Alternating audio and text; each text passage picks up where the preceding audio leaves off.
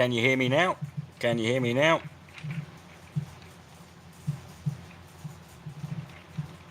No, nothing. No audio. Nothing.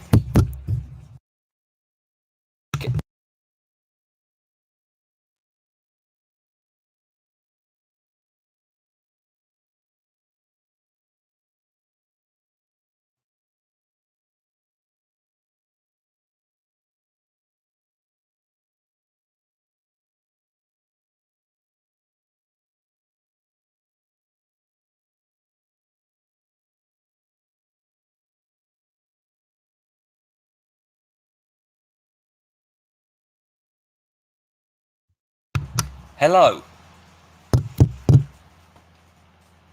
Now.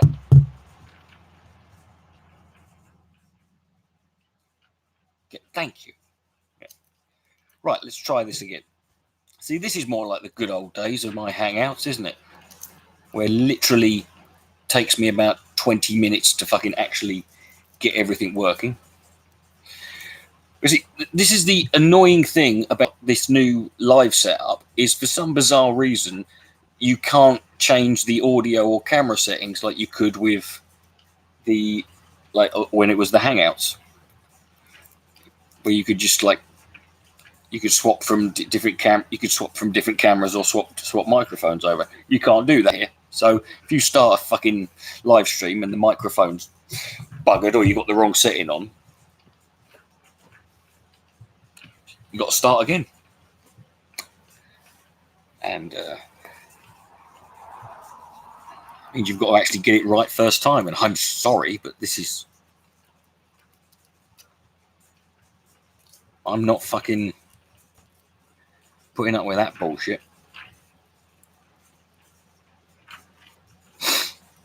So how are we doing? So 4 people, good. Yeah. Oh well. Stuff shit blowing away.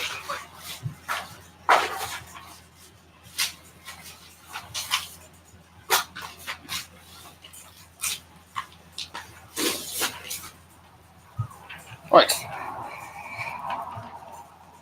No, actually, no. This new sounds good. I mean, I like this new one. It's just it's not that they're changing shit. This is actually an improvement. I mean, the Hangouts are, they're not ideal. This is actually a better setup overall. It's just there's that one. It's that one thing. That I find they should have or should at least allow you to do. But apart from that, I don't have an 8-hour limit with this one.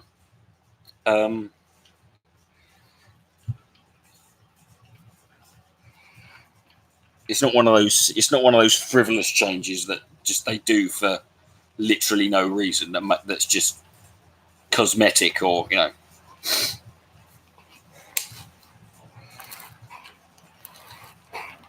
It's all right.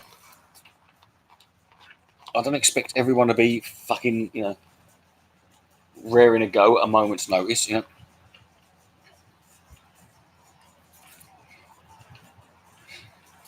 Drinking pina colada. Do you like drinking pina colada? Isn't a problem for most people. Well, Colky, I am not most people.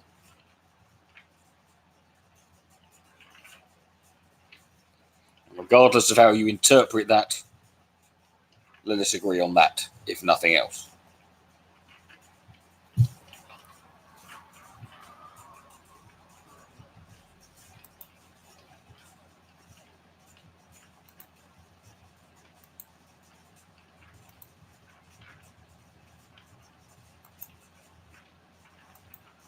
Oh, there we go. That's better. Yeah, that's better. It's not flickering as much now. See, in the old days, Colky, in the good old days, the golden years of this website, 8 hours weren't shit, right? This new generation of fucking, you lot come along. You've been conditioned to have for 8 hours to be a fucking, massive mammoth achievement. Well, it ain't bollocks, and I shall prove it.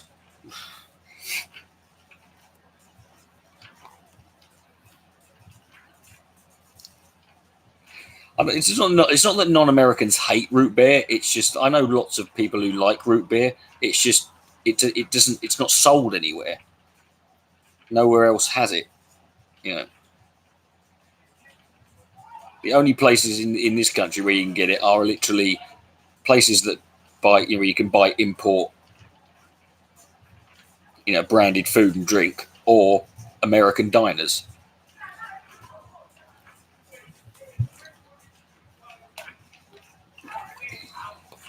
Do you like iron brew? No, not at all. It's disgusting.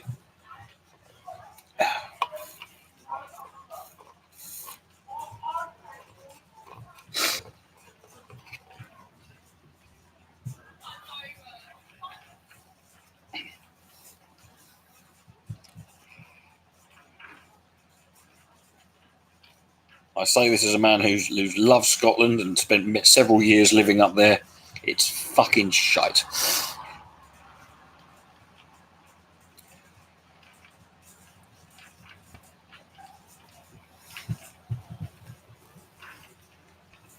I can see if you grew up with it, I can see why people would like it, but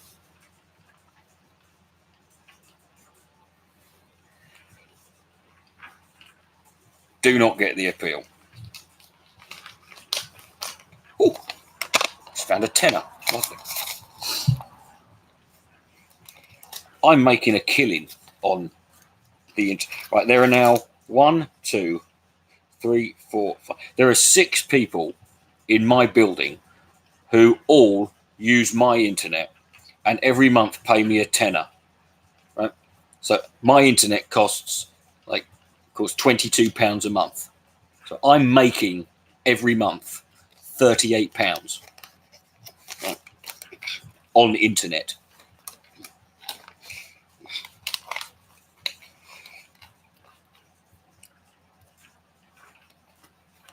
I know.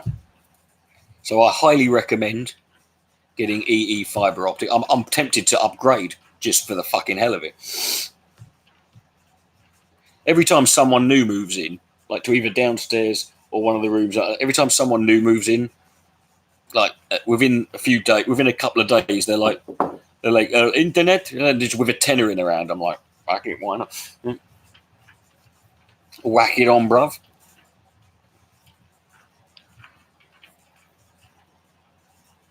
Apparently, I'm the only person in the building who can afford it. I have no idea how that's possible, because everyone else here is Polish and they all work jobs. They all have jobs.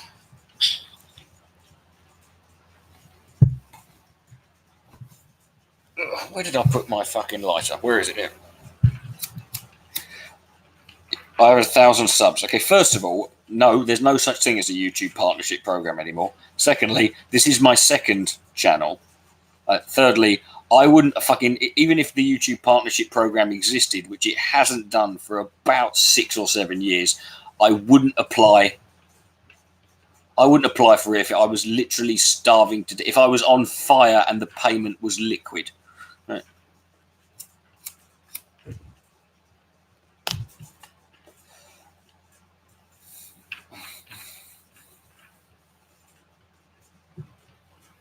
I'm trying to work out. This channel must be like the 12th or 13th time I've gone past 1,000 subs.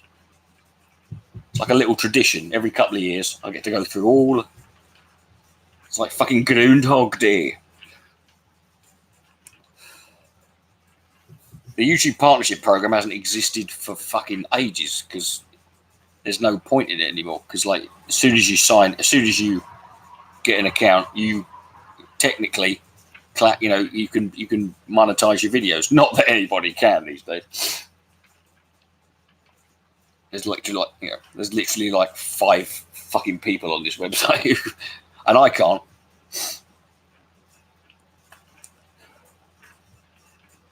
My videos are a bit too fruity, apparently. That's okay.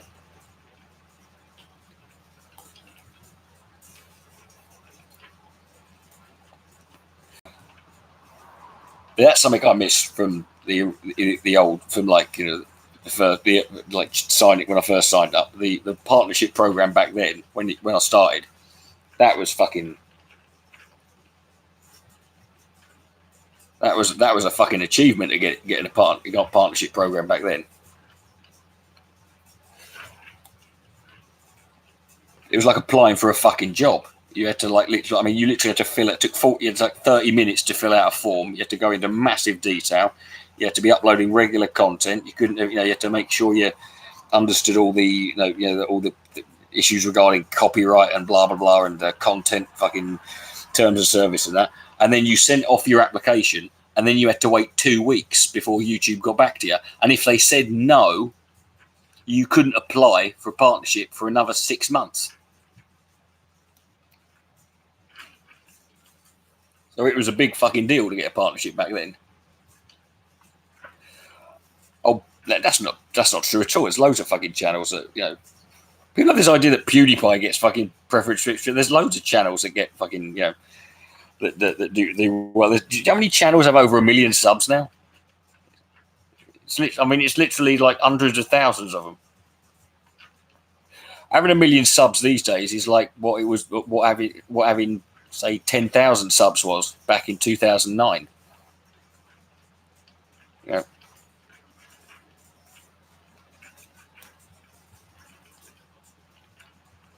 I mean, people, there's one term that gets thrown around on YouTube that I fucking hate is the term dead channel.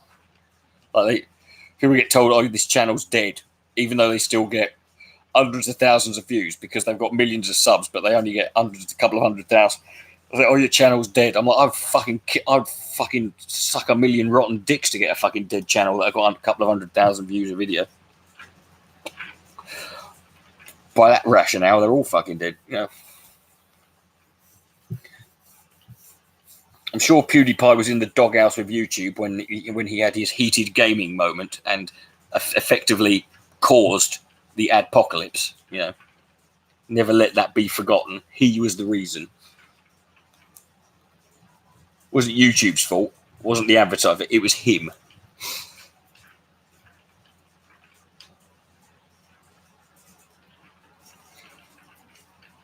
I mean, there are some dead. Onision's main channel is fucking dead. If I go on, last time I fucking checked, let me just check it, give you.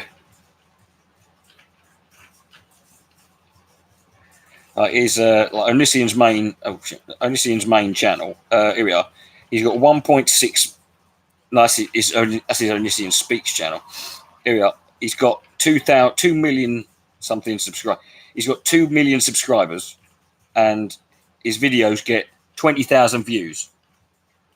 A video a week ago, 11,000 views. 11,000 views 3 weeks ago. 9,000 views. 5,000 views.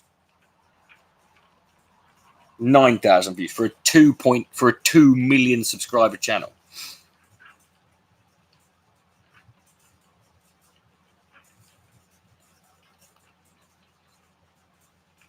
G2, I don't know who G2A is. Who's G2A? My favourite thing about the ads back then is if you made a video about something, it would fucking. I did a video in like 2009 about the Secret. About the that book, The Secret. That fucking bullshit. If you wish for stuff, it all fucking gets it. And the advert, because it was all about The Secret. The advert before the video came up was for The Secret, which meant The Secret were paying me money to fucking upload a video owning them. Yeah, subs have been. I've been saying this for fucking. I've been saying this since the beginning. Subs are meaningless because your subscriber count is irrelevant. If you have a channel, let's say, would you rather have a channel that had 1,000 subscribers but got 10,000 views a video, or had 10,000 subscribers and got 1,000 views a video? YouTube care about watch time. They care about fucking. They care about views. They care about engagement. Like thumbs up, and like these days, like back in again, this is something that's changed. Like back in the old days, it mattered whether or not your video had thumbs up or thumbs down. Like if your video got a lot of thumbs down, it wouldn't be as visible as a video with a lot of thumbs up. Whereas nowadays, it doesn't matter. YouTube don't care about thumbs up or thumbs down. if you've got, you can have a million thumbs down and 10 thumbs up. It's engagement. I honestly don't care, Justin. I mean, I mean, literally, I'm not fussed. I've literally got like 2 videos that have adverts that can get adverts on them. So anyone's welcome to, if they want to fucking.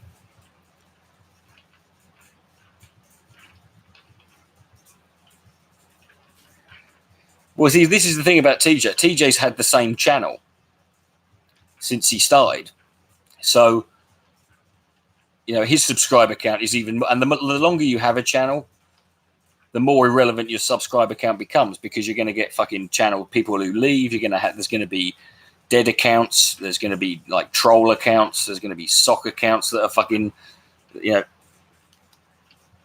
going to be, it's pretty fucking meaningless. Whereas if you've just opened a new channel, like, you're going to have more of your subs are going to be active. Yeah, this video's monetized, mate, because like it's a live stream and they can't go through the content yet. This is a live stream, but like, how many views is this going to get? Right, not enough to see me through winter. Isn't that right, Judy? Yes, darling. Mwah.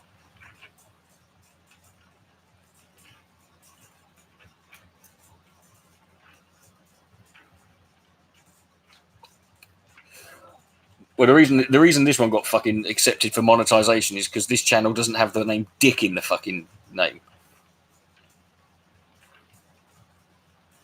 No, my favorite. I've only ever been contacted once to do a sponsorship video, and that was on my last channel. And I was tempted to just for a laugh, but this was back in 2016, when, those of you remember, my beard was down past my nipples, right? And I got a fucking email from the Dollar Shave Club,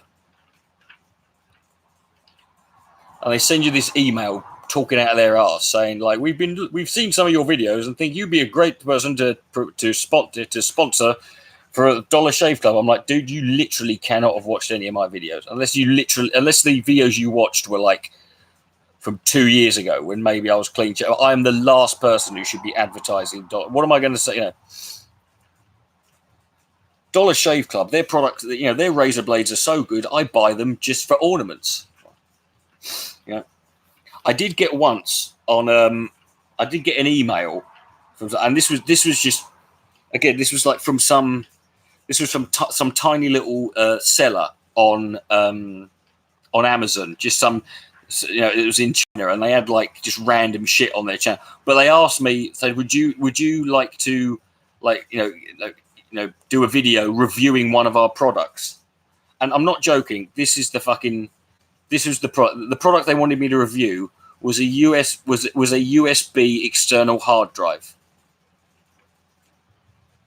Like, it was just a little fucking USB thing that you plug. Who does a review of a fucking? Well, how am I going to review it? Like, does it go into the slot? Yes, it does. Bang, that's a good one there. Right, can I transfer a file into it? Bang, there you go. Right, well, I'd buy this. Yeah,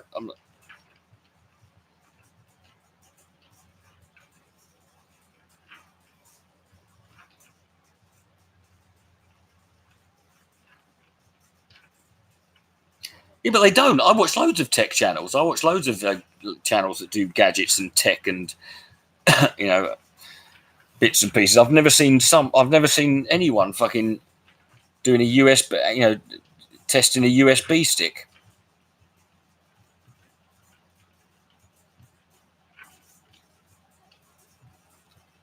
It's like doing a review of a fucking knife and fork. I mean, it's like, or an ashtray. It's like you just sort of buy one, See, that's the fucking, that's what I should have done. That was the, if I could go back and start again, fucking the tech channels. That's the fucking game to get into, innit? Just like, unbox therapy, every video, just like someone sends him something. Here you go. Here's a $3,000 fucking Bluetooth speaker. Here's a fucking millionth fucking smartphone. Is a brand new laptop for you. Is this fucking gizmo and gadget, and they just send it to him for free. I mean, that's the fucking job, isn't it?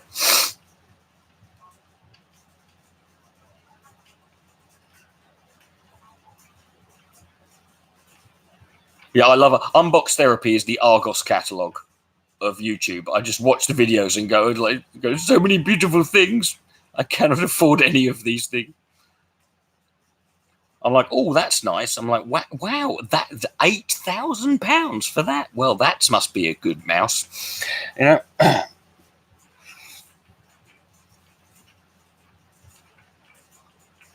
What do you do when you're the one who done bad? Forgiveness is easy, but finding peace with your asshole. Well, that's what you've got to figure out, mate. When you've done bad, look, we all do bad, my friend. You know, it's if you get forgiveness, if you ask for forgiveness, if you get it, you do. You know, if you're genuinely sorry, there comes a point you just got to move on. You are what you are.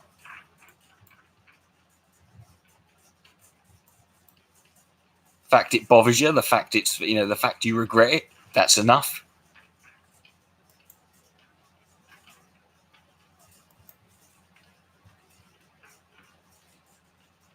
Well, I just love the fact the more you watch Unbox Therapy, like the more you become interested in bullshit that you never would. Like he sits there with two phones and compares the internet speed, and he goes, right, this one is 0.07. But I'm like, who literally gives a fuck? You know, like as if you're going to sit there and go, oh yeah, that's the deal breaker.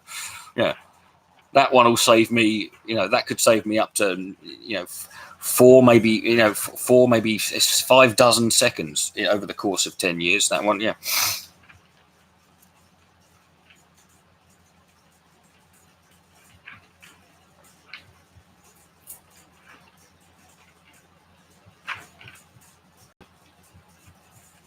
Hello, Catherine. Yeah. So I'm just watching my bunny eat her carrots. It's adorable.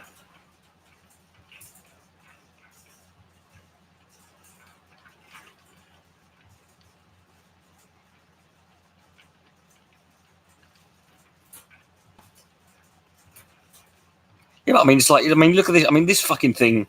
I mean, this phone. It's got like a, the camera on this is like 4K, 120 frames per second. I mean, it's ridiculous when you think about it. You know, and it's like how much. I mean, and when you think about it, it's kind of wasted on. I know it's like. Yeah, I can understand for certain videos, but I just don't get. It's like this. It's like I don't understand why people who make like vlogs sort of style or just talk. I mean, I'm filming my head saying stuff. I mean, do you need it in? Do you need 4K, 120 frames? Does it add anything to it? What phone is it? This is the iPhone XS Max. This is the Premier League, my friend. Yeah.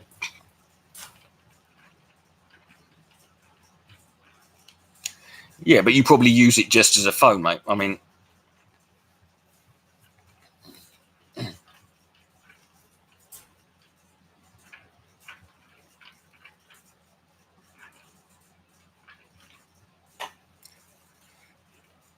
yeah. Yeah, I don't care what anyone says. I like iPhones because I'm a cack-handed sod who literally breaks everything, and these things never fucking break. Right? I've never been hacked. I've never fucking been. I've never had anything. They just work.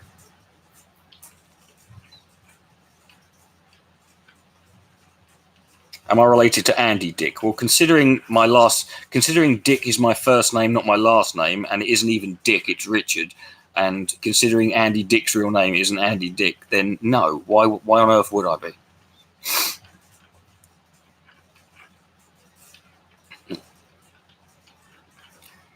I remember the original camera phones. That fucking hell. They were like, I mean, they had cameras. I mean, they had video cameras on them, but you couldn't have filmed fucking shit on it. It was like, it would have been easier to make a fucking flip book, or a box brownie was a fucking. It's not your mistake, mate. You know what the answer is. Good for Andy. Good for Andy. Hey, Najee.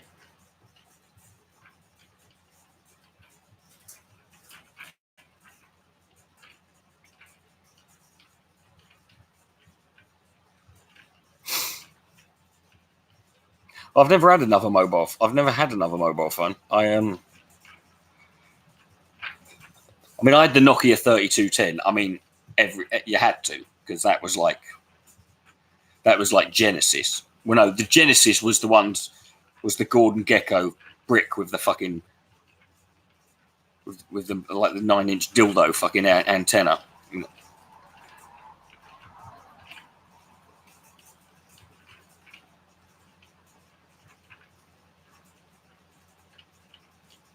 Thing is, that's the clever thing about Apple, isn't it? It's like once you buy one Apple product and you get all the stuff on it, you then sort of like you're stuck in it. It's like being a Scientologist. You're kind of trapped. I can't remember. I did have a Sony Ericsson one. It was a little red one with a blue screen, and then I just didn't have a phone, and then I stopped having a phone for years, and I didn't have one again until 2011. Yeah, but I mean, you are, don't you? I mean, it's not you become its whore. I mean, basically, what they've done, what technology and science has done is take the humble mobile phone and basically make it a sort of funneling system for your bank account, right? So basically, anything I want, it just fucking goes through there. You know, there are certain services or apps that I wish got fucking I wish they could uninvent because I don't. Are you still going to make your bloody porn list, Nadji? Jesus Christ, this is the internet, my friend. Start again. You'll find it. You'll find. Get over it. Bloody hell.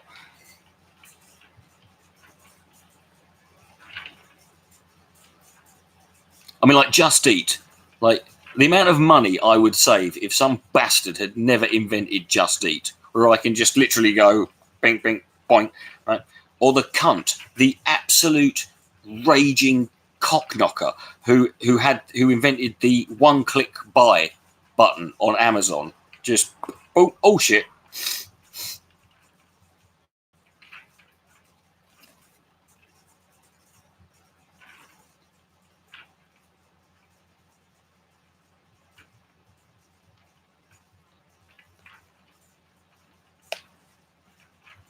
Just imagine how much money you'd fucking save if, like, when you think of all the things you'd buy.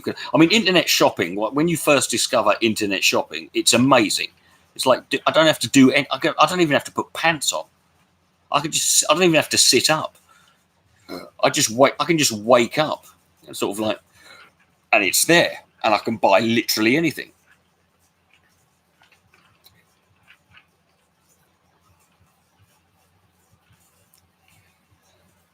Yeah, I haven't got a contactless card. I think the thing about a contactless card is I get it. People say like, oh, you can only make 30 quid things at a time. Yeah, but you can spend a lot of 30 quids in the time, can't you?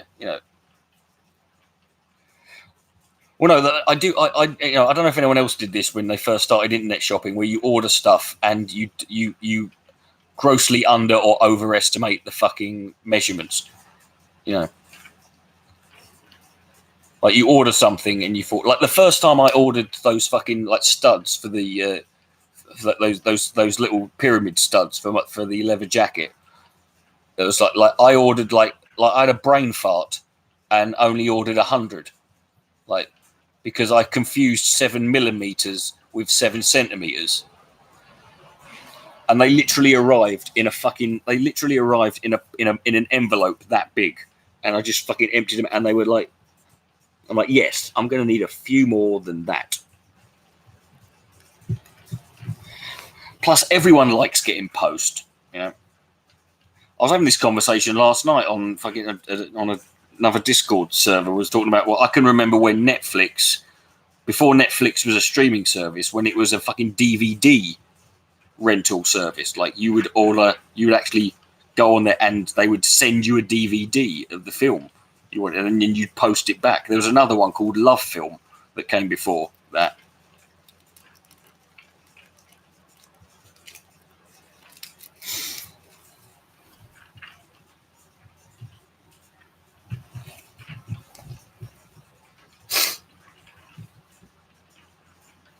But they never had anything they never had the films you wanted to watch in.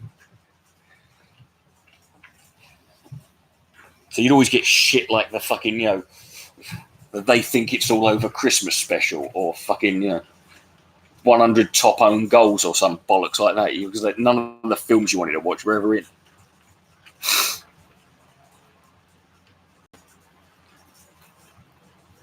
They still do it, yeah, but it's a bit like it's only one step up from blockbusters, isn't it? Yeah. There's one blockbusters left in America. I think it's not Alaska. Is it Nebraska? I think it's on the top. It's fucking long. There was a video of this channel I like called Official Ducks, where they drove an 8,000 mile round trip just to go rent a video from the last blockbusters. Alaska, that's where it is. Well, they would do, You should hang on to your DVD. DVDs are going to be the last thing you can, like, the last sort of tangible thing that people have like that are collectible. Like, you're not going to have once you get all down things like books and CDs and vinyl and tapes and VHS and DVD. These are things. They're the last. Now everything's going to be.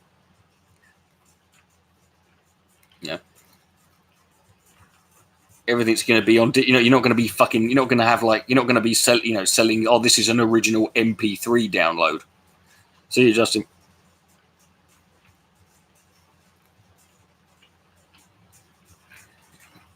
Well, I remember all of the best ones are the ones that would see the trick with technology. I learned was whatever my dad bought, right, buy the other one, because whatever technology my dad bought was guaranteed to be obsolete within 6 months. He was Captain Betamax. He was Lieutenant Blu-ray.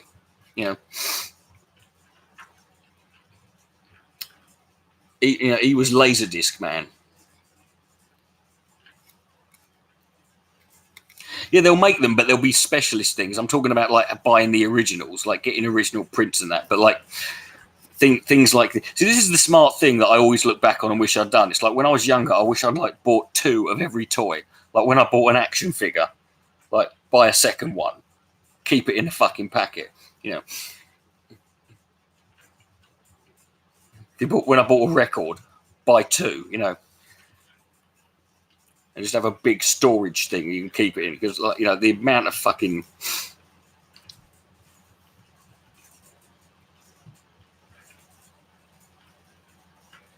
Other than that, it's your tech is still the sort of the actual things like this. I mean, in 100 years' time, people will still be fucking around with stuff like this the same way they do with old,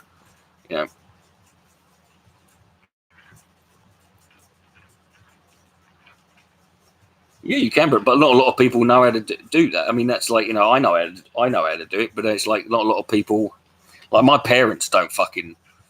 My dad wouldn't have a clue. If my dad had to fucking go online and find something, that's why people just go through Netflix or whatever.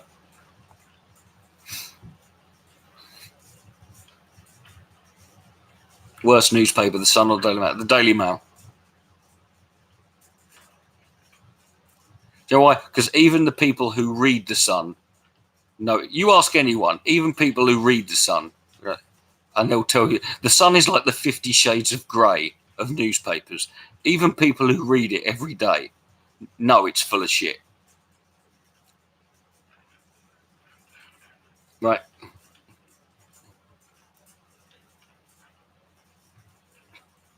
Daily Express, they're not comparable. Whereas the Daily Mail has this, and plus the Sun is easy to. Well, no, it's not that it had tits in it. That's got that was. I do like the fact that the Sun, they tried to make the page 3, the topless page 3 girl, a little bit more sophisticated, but they ended up somehow making it seem even more patronising and sexist. Daily Express is easy worse. Well, that depends on what you're basing it on, mate. I mean, Stormfront has the record of any website of the most registered users who have committed mass shootings. You say they don't know they're Nazis. How do you know? You don't know about the, you know.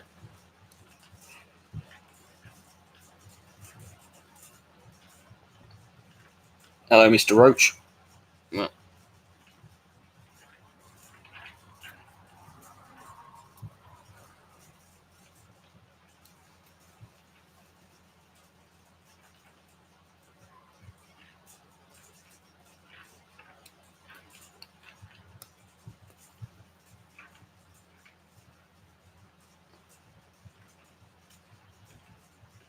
You want to? Yeah, well, you would do.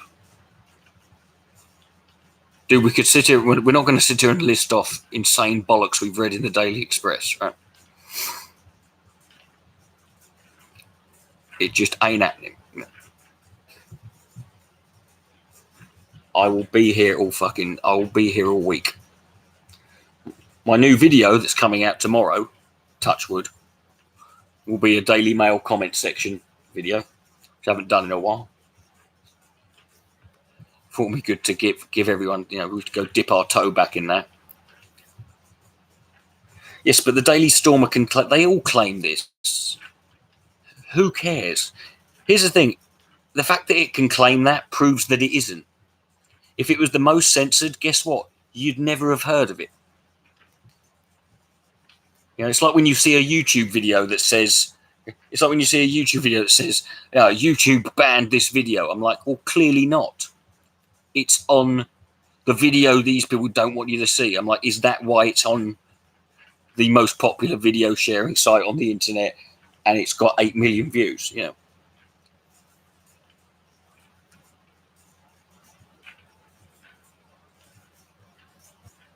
know, it's just one of those bullshit fucking claims that no one can disprove.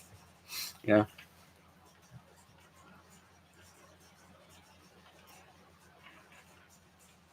I'm pretty sure I've been censored a lot more than the fucking, you know, than the Daily Stormer.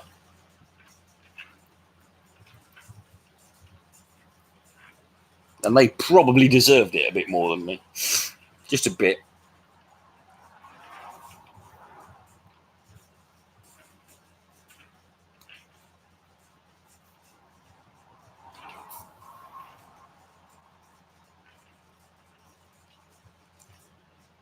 Hi, Nabil.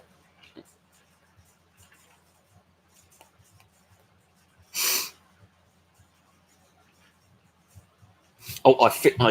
I know I showed this to some of you earlier, but I finished my thing today. I finished my drawing today. There. Spent all day on that fucker. Yeah.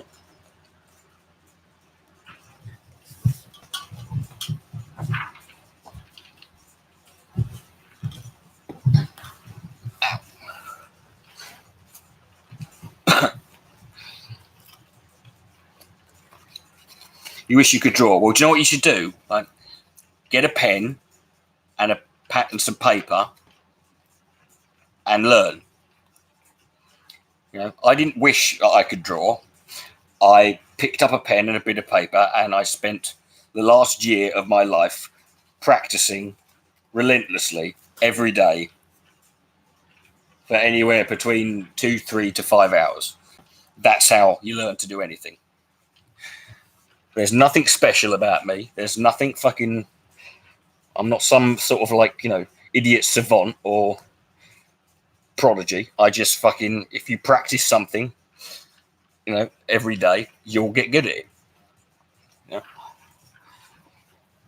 And particularly when you consider I had to learn despite the fact that I've got no feeling in my hands and I can't feel a pen when I'm holding it. So I had to learn. So it was even more complicated for me because I had to teach myself how to draw, because the methods and techniques that the traditional methods and techniques for learning how to draw were useless to me. Yeah.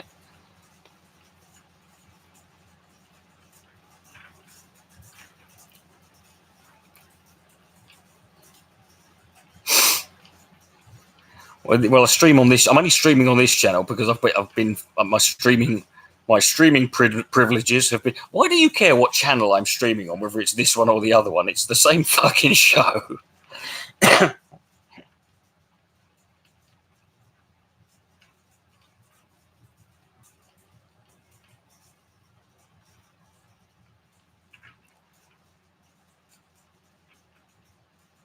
was on this conversation earlier when I was playing my fucking banjo and guitar. People were like, oh, I wish I could play. I'm like, well, buy a fucking guitar, get a book of, like, you know, with all the chords in it, and fucking and sit down every day, just practice for an hour every day, and eventually.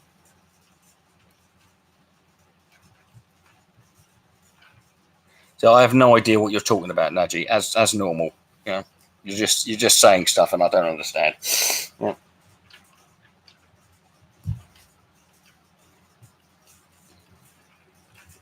What's been bothering me lately? Nothing, really. What happened to my Dick Toons channel? Well, that went down when I lost my last channel because it was all connected. So, like that's why that went down. I've still got all the stuff. I mean, not that I had a lot uploaded on it, but I mean, it doesn't matter. I mean, yeah, but that's because you haven't learned, my friend. It's very easy, you know.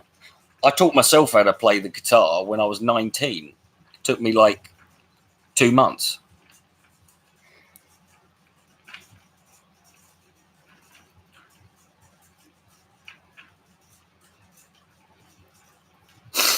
You know, if you do anything, if you practice anything, you know, every day, or like, you know, almost every day, it's like going to the, you know, it's like going to the gym. You know, if you go to the gym every day for a couple of hours and keep, you know, do it, you know, and do everything right, eat the right food, you'll get in better shape and you'll be, you know, you'll lose weight or you'll tone up, whatever. You know, if you don't, you won't.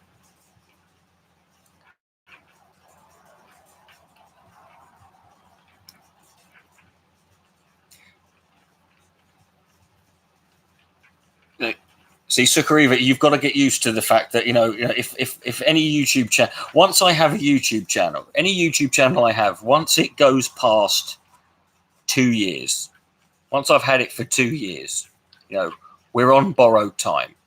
You know, prepare yourself for, like, you know, it's like owning a hamster.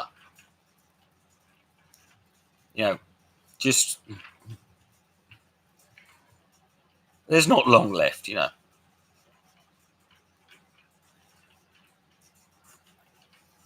It's like saying goodbye to a loved one before, you know,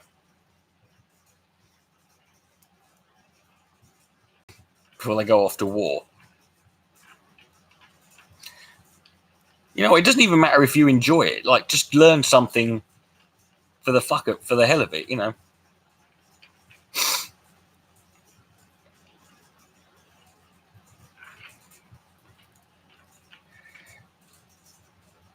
Yeah, and particularly in this day and age when it's a lot easier to learn to do anything because there's you know, you can find an app that will teach you a language, or you can find a fucking, you know, you can go online, find an online course that will teach you something, this, that, and the other. You can find websites that will, you know, have all. Yeah, the Drama Pimps is still up. What's interesting as well is, like, you know, there was I didn't realize till I went back on there recently because I wanted to download a copy of the Brett Keane song that was done by Matt O'Neill that was on there, and it had a shitload of fucking views. And evidently, this video was used or mentioned by what was that podcast TJ used to do? Drunken Peasants at some point, a couple of years ago. Thoughts on Epstein? He's dead.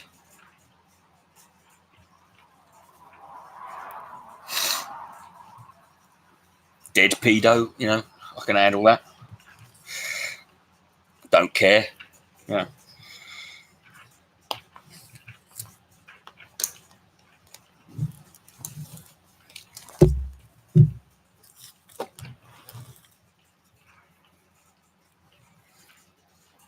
Do you think he committed suicide? I don't know, mate, and I don't care. I don't give a shit. It doesn't matter what I think. I don't know anything. I don't know the details. I could give a shit. He's dead. That's it. My interest beyond it. The thing is, either he killed himself or someone killed him. Either way, the Jews were definitely behind it. Trump had him whacked. Why Trump? Do you realize how many other people could would have potentially had benefited from him going?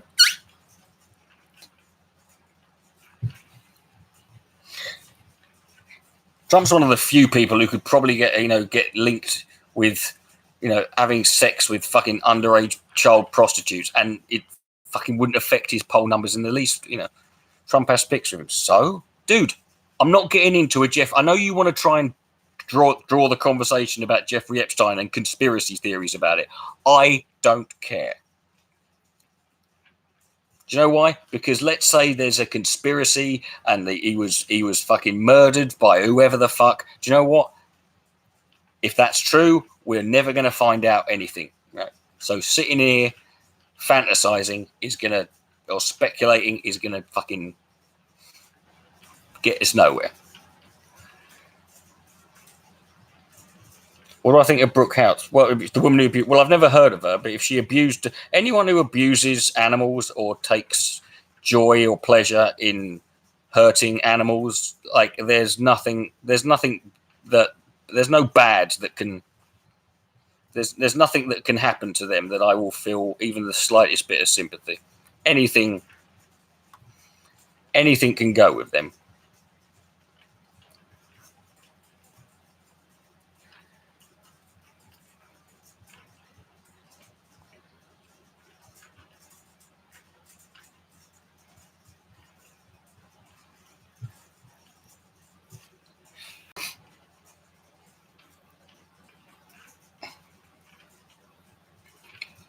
Yeah, there's a big difference between shooting someone in what he was referring to, and actually, I don't think Trump's smart enough for that bit. What's my fave drug? Well, now none of them. When I was doing them, all of them.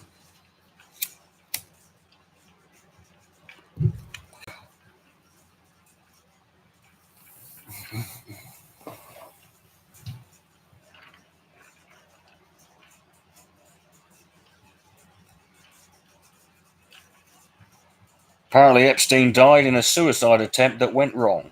All right. Apparently, he tried to hang himself with his suspenders and fucking ended up smashing his head on the ceiling.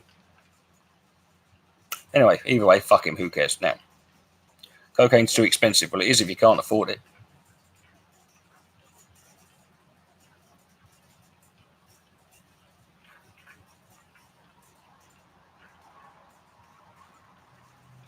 I don't know what 2CB is. As to quote with Now and I, it's free to those who can afford it, very expensive to those who can't.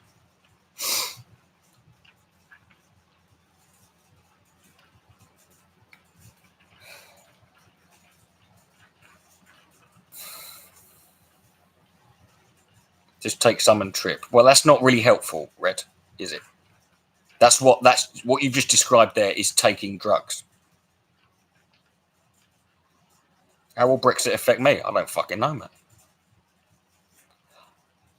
To be honest, I'm probably, as I've said before, I'm probably in one of the more fortunate positions because I'm skint already. I own no property that can depreciate in value. I live on my own. I've got no kids, no mortgage.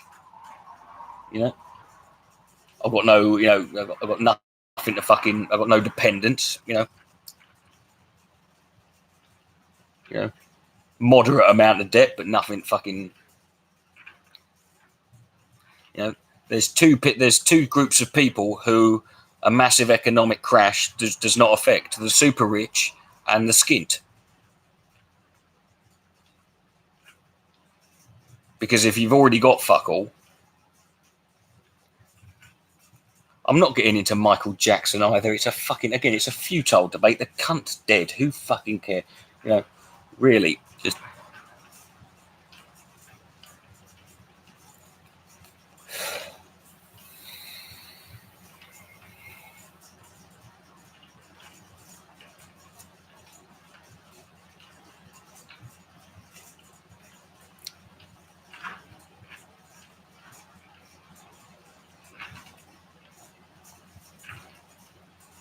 Could I imagine leaving the country? No. No, I'm staying here. Do you know why? Because the fucking Brexiteers, they're not getting, that's exactly what they want me to do. They ain't getting rid of me that easily. I'm staying here and I'm watching the fucking place burn. Yeah.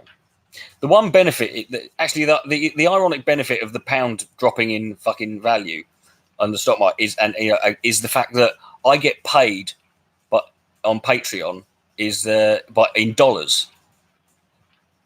So the closer the pound gets to the dollar, ironically, I make more money.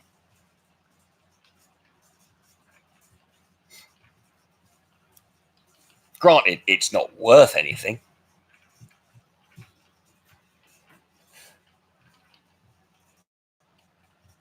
Put it in one perspective. Okay, I mean, I remember like back in 2015, like $100, $1, it was, there was 60 British pence was $1. Now it's 80.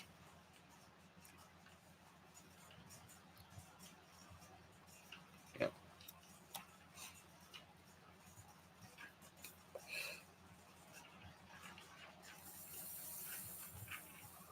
Naji, shut up about fucking Michael Jackson. Don't care. The man wrote Billie Jean. Leave him alone.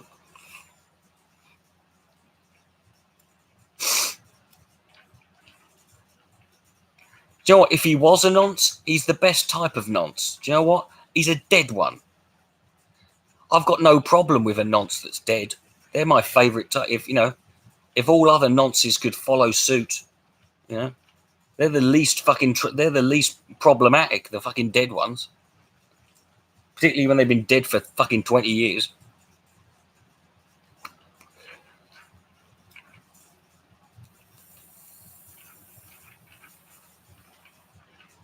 Now R. Kelly. See, that's the funny thing. Because of R. Kelly, the song "You Are Not Alone" suddenly became the most problematic song of all time. Written by R. Kelly, sung by Michael Jackson, produced by both of them. I'm pretty sure you'll probably find out Jeffrey Epstein fucking works on fucking sound. It was the sound engineer.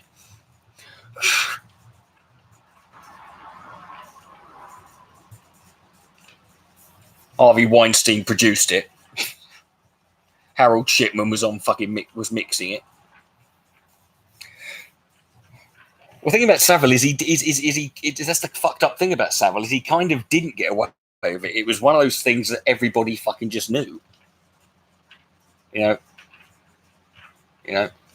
the only time. It's the only case. It's the only scenario where a fucking the story's broken, like it's been made official. Jimmy Savile sexually abused children, and the collective reaction from everyone was, yeah, obviously, yeah. I mean,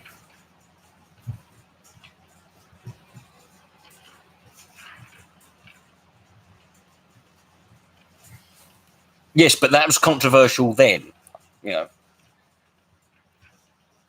If you have a double nonce, you are not alone. I mean, imagine them singing that to a little kid, whilst the kid is ironically singing "Leave Me Alone." Do you know what? When I was a kid, growing up in the 80s, there were 2 TV shows that I wrote into and wanted to be on: Jim Will Fix It and Rolf's Cartoon Club. And thank fucking Christ Almighty, neither of them fucking took it, accepted it. Thought I dodged a bullet with that one. Particularly the Jim Will Fix It one, because I wrote to Jimmy Sapp, Jim Will Fix It, and I went, "Dear Jimmel, could you please fix it for me to be sexually molested by you?" Right? And he didn't get back to me, which I think proves he never actually read those fucking letters.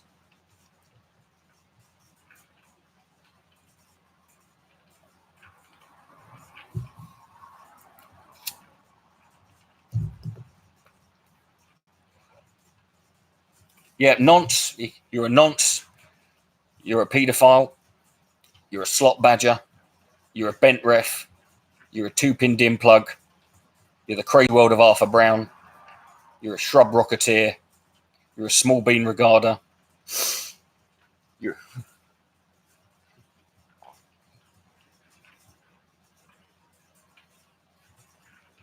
It depends what you define as better. I mean,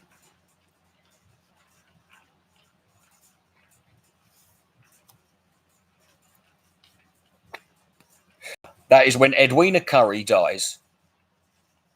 The only fucking thing that anyone should write about her, say about her, the only thing that should be written in a eulogy or said at a service is this woman gave Jimmy Savile the fucking keys to Broadmoor and put him in charge.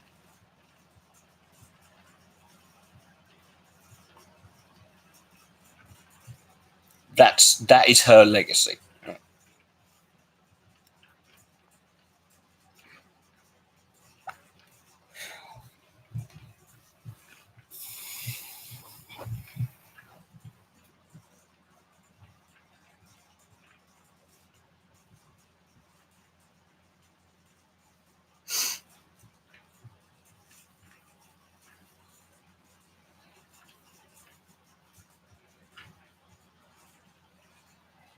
Well, of course he did.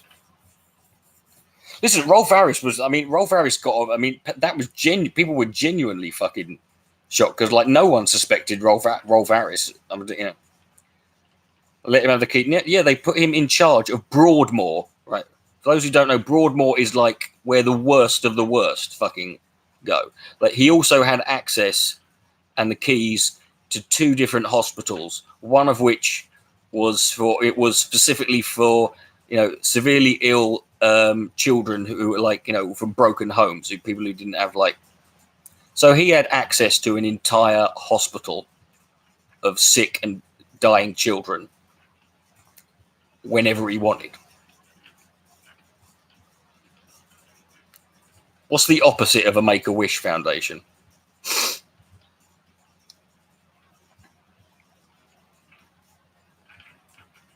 See, there's 2 ways you can become famous. You either, you know, work hard, become really talented at something and work hard, or just become a paedophile and get a time machine and go back to the 70s, because apparently that was the fucking...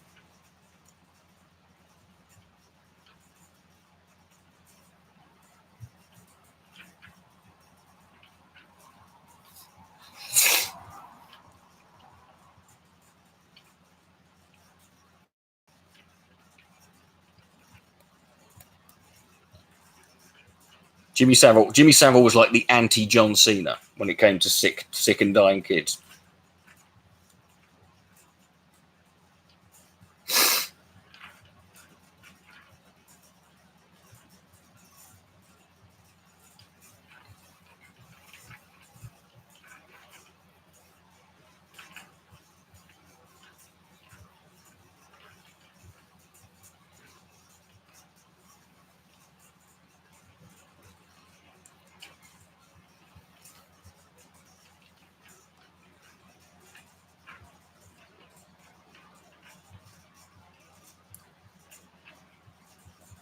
It's more than just that. I mean, you go back. I mean, I've said this before. It's like you go back and look at, like, people talk about, you talk about, like, questionable, you know, lyrics in songs and stuff. Go back and look at, like, the songs from the 1950s and look how many of them is a full grown man singing about a girl who's 15 or 16. You know, there's a disturbingly huge amount of them, you know.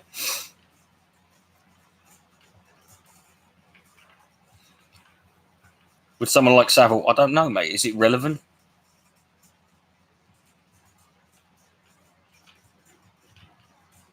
It's the...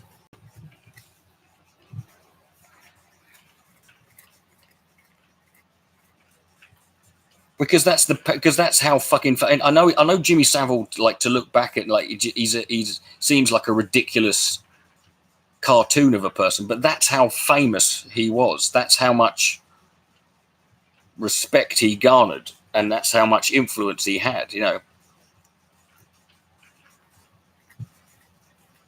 Jailbait. No, not jailbait. You know, literally fucking, like, you know, Neil Sedaka, you're 16, you're beautiful, and you're mine. There's another one, I can't remember the band, but it's called Fit 16 Candles. And then there's like, you know, she was, you know, the Beatles, she was just 17, if you know what I mean, wink, wink, you know.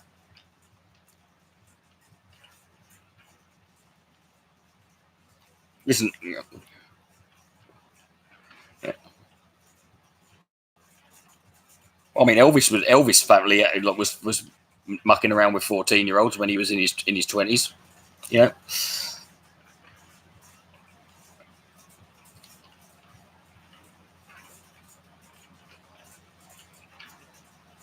Of course, you can still like you, dude. You're not a terrible person because you like music, right? Music is not defined by the people who wrote it.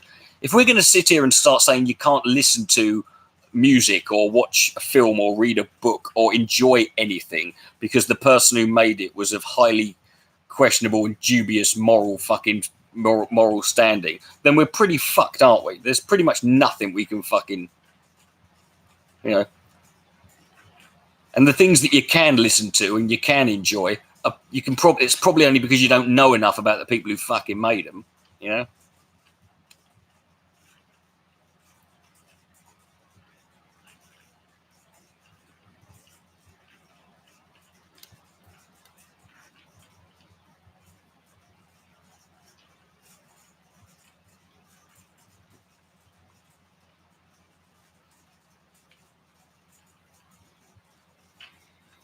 Yeah. You know, art doesn't belong to anybody. It's what you want it to be. You know, it doesn't matter whether whether a song I like was, you know, written or created by some actual monster. Right? That's not their song anymore. It's mine. You know.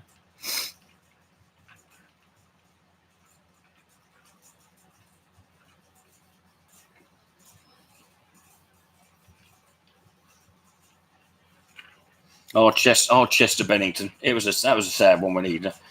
I do have a bit of a. It does sort. I do get a bit like. You know, whenever it's him and Keith Flint as well. I knew Keith Flint had killed himself. Yeah.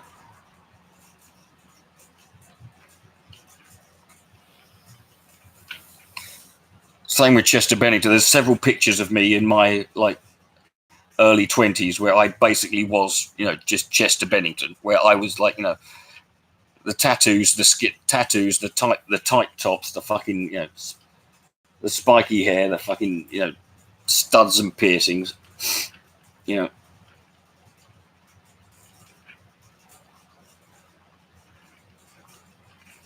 Well, if you want to get into, you know, if you want other people to define for you what fucking, I don't let other people tell me what I can fucking listen to, you know.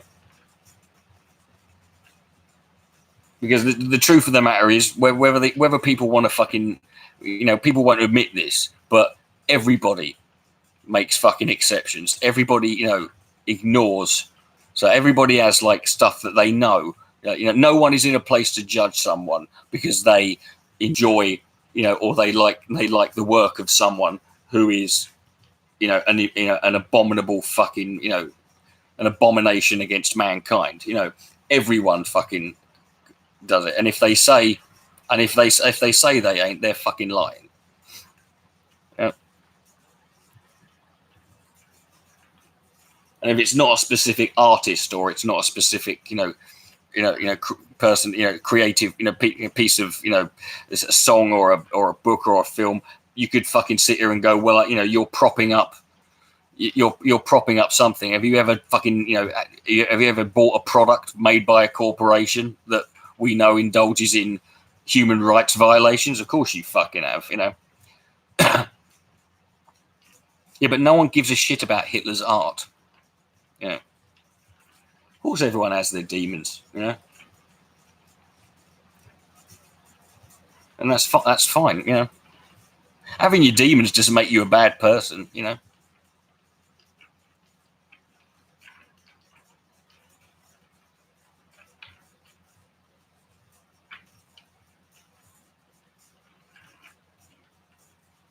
No, of course I'm not going to. There's no point in going. First of all, the Alex Jones sound, I think that was the crescendo of all my Alex Jones stuff. You know, after after 9 years of making videos about him, I don't think I can top that. And there's no point in going back because it was, I'm not going to prove anything. I'm not going to learn anything I haven't already learned. Yeah.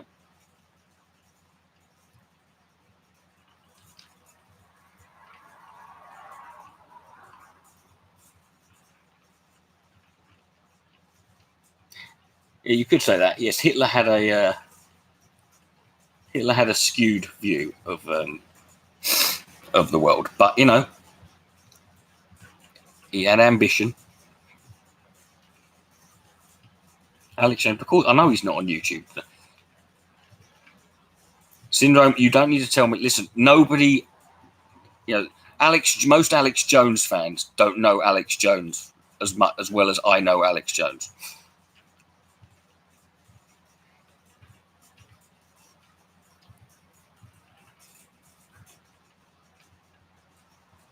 He made the trains run on time. Actually, he didn't. Of course, the irony being that it was the one point in history when you didn't want the trains to run on time. Saying that, if you go to fucking if you've used Southeast Rail in this country recently, fucking hell, the Jews would have died of old age before they got to the fucking camp.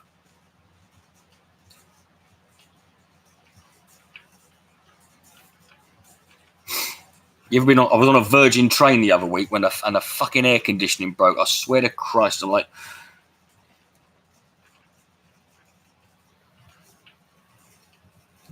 I was like huffing on a can of Zyklon B just to be able to breathe properly.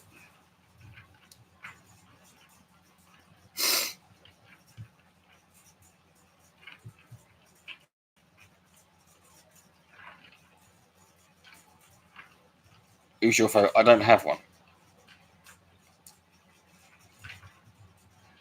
I've left all that behind me, mate. I don't.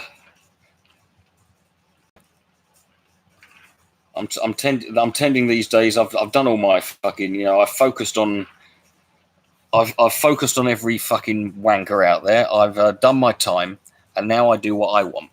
I've been very, very. Theodore Schubert, that is fucking. He weren't even even at his peak. He weren't fucking worth talking about.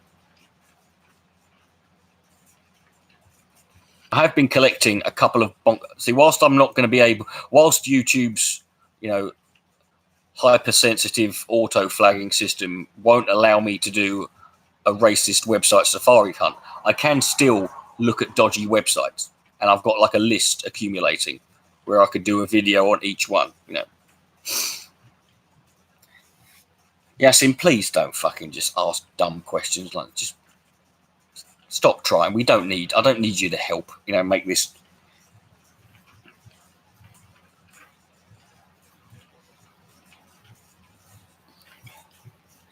Jimmy Snow. Oh, Snow. Jimmy Snow. He's fallen he's fallen down the wayside since he brought out Informer, wasn't it?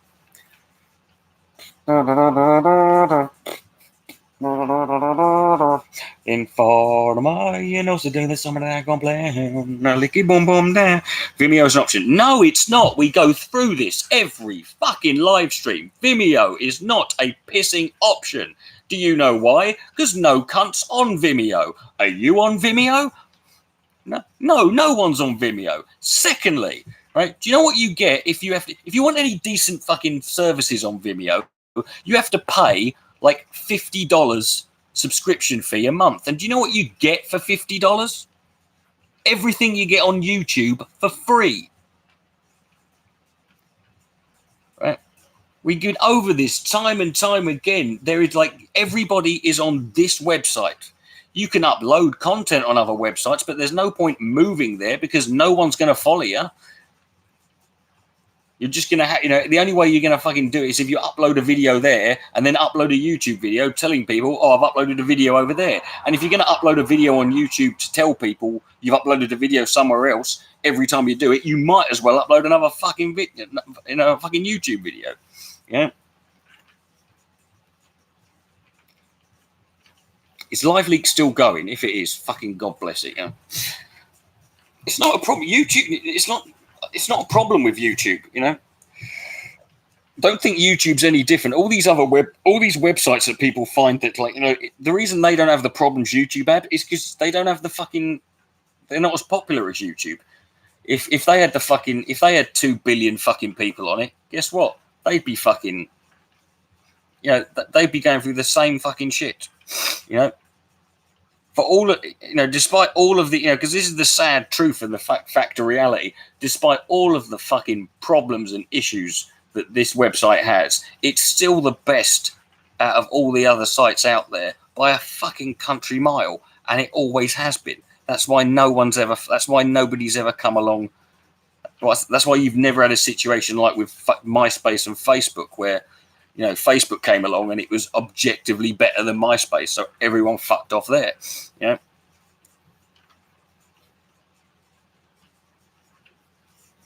Hey, Daily Motion, right? Daily Motion's old school, man.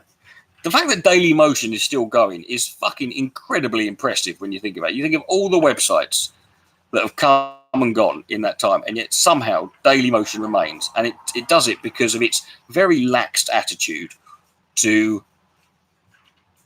It has the opposite approach to terms of service and copyright that YouTube have. If you're looking for a TV show, you'll find it on Daily Motion. You don't need to bring back MySpace. MySpace still exists. If you want to use it, fuck off back there.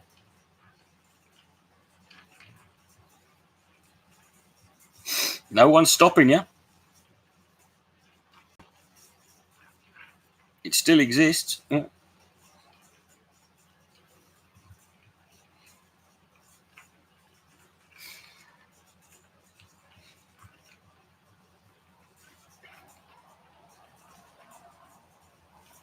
Well, I'd say Facebook was better. I'd say the interface better. It was more intuitive. It was much more easier to use. It was much better laid out.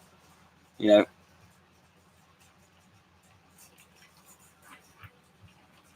was easier to follow. The timeline was easier to fucking. It didn't have the customization of the page that you said, but that's not really a big deal to most people.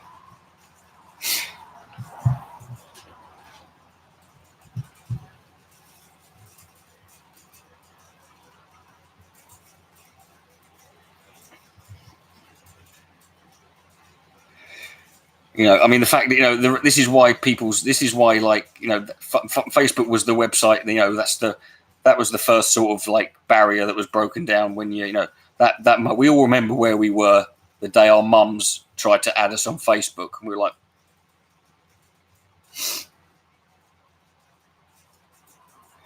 Facebook is irrelevant, at least in Germany. Oh, well, there you go then. It's irrelevant in Germany. Seems to be doing okay. You have a weird definition of irrelevant.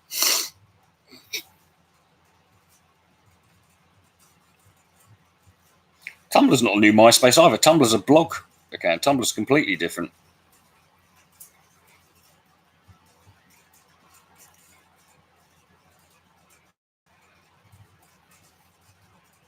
Do you just want to jack off? No, Naji, but thanks for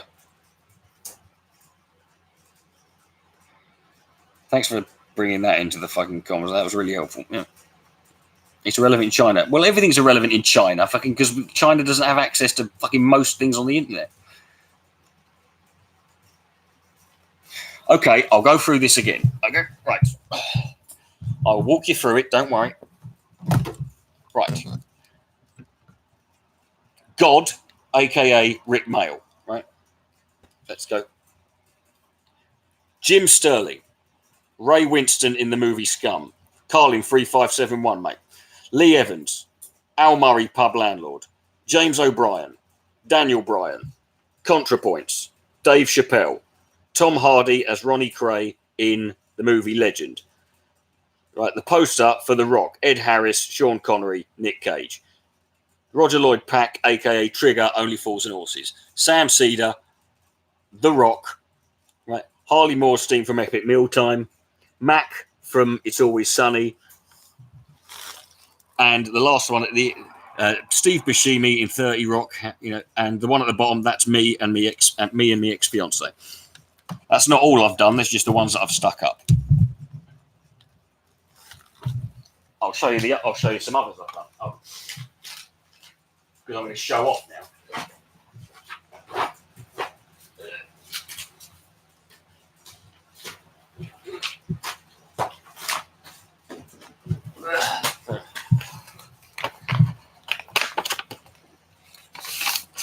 Aaron Ra. Right? I posted that, and Aaron Ra gave it a heart react.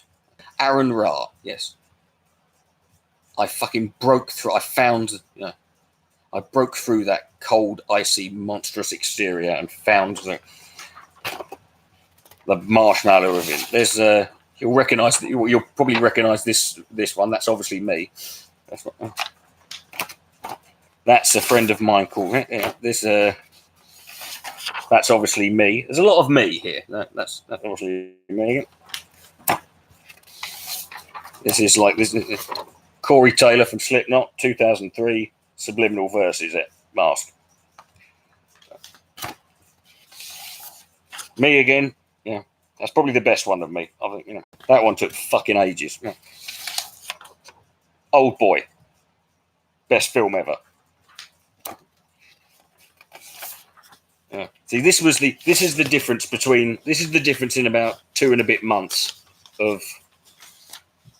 See, 2 months ago, just over 2 months ago, was when I uploaded my first self-portrait. That was that, right? And that's 2 months later. But that's the difference.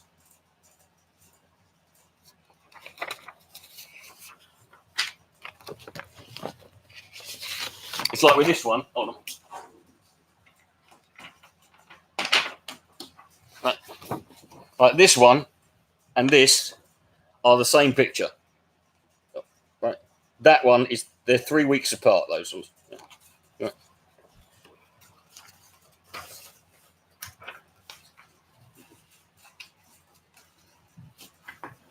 Okay, once you find your style that suits you, it's a lot fucking. Right, that was one of the first ones I did. I'm not a big fan of that one, but that was one of the big clout ones. There's another. And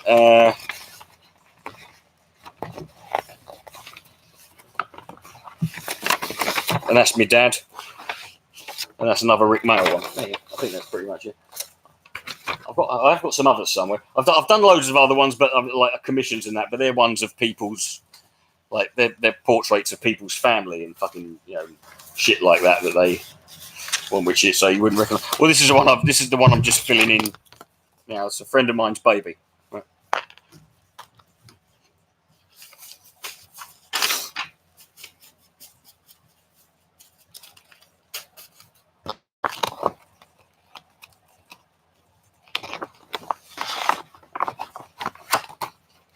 No, Old Boy wasn't a classic career for him. Old Boy is the greatest film ever made. Period. The end.com / shut it. Yeah, I saw the Rick female comment, Matthias, and it wasn't funny the first time, right? Just you don't have to keep repeating your jokes until I acknowledge how shit they are, right? Just.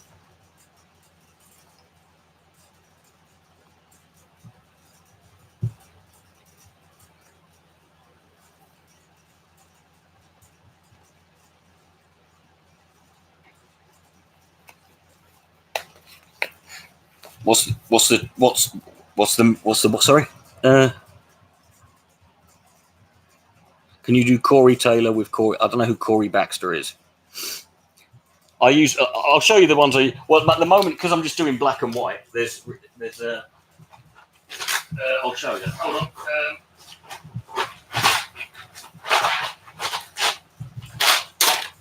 This is my black ink pen.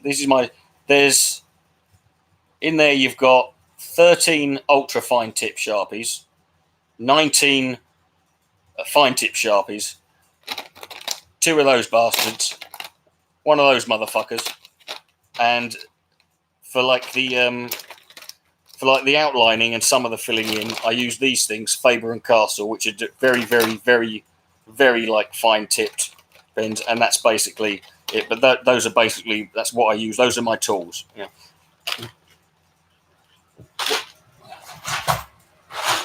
When I do use colour, I use either again I've got coloured Sharpies, or I use these things which are Newton and Winsor and Newton. These are like one of the top like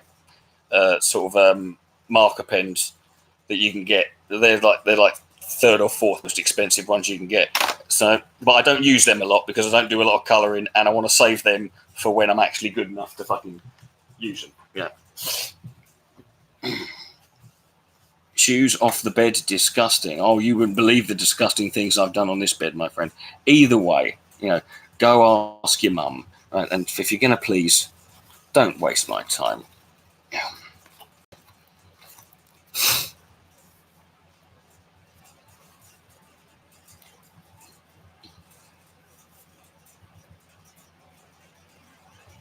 But they're mostly but I mean, most of them are Sharpies.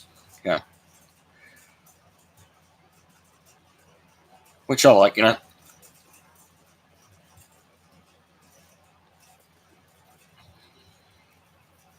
I'm still can't get in. Those of you, whoever was, do you remember the last live stream I did? And there's that cunt Jim Bean, whatever, who came in. Who took 2 hours to post 3 comments before he. It was. I'm still amazed at how fucking. And he wasn't trolling. He was genuinely like stumped, and then just absolutely just collapsed. Sharpies are like gold dust. Why gold dust? They're fucking the easiest pens to come by, unless you get a gold one. I mean, the old. I want to get. I mean, on Amazon they've got the ultimate, mega Sharpie collection, which is like £127, which is, you can't have too many.